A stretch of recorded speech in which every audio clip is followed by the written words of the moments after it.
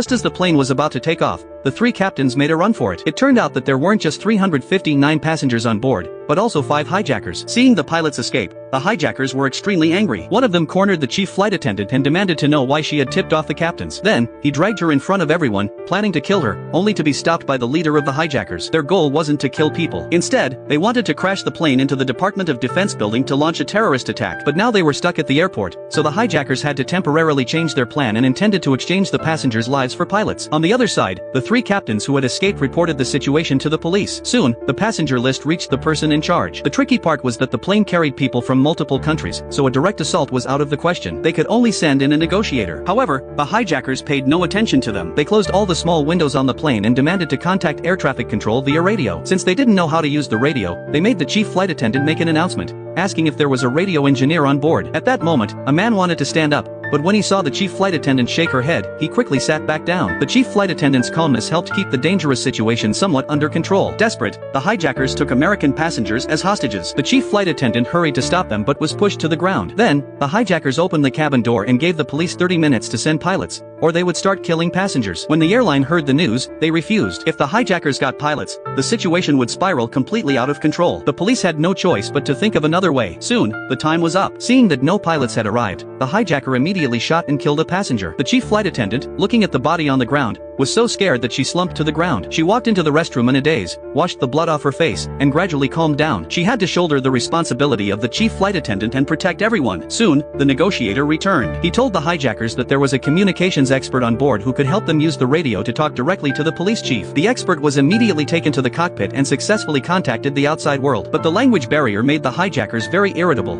and they could only shout loudly in broken English. Several hours passed, and the hijackers still couldn't wait for the pilots. With their patience exhausted, they planned to start killing passengers to force the police to compromise, and their first target was Americans.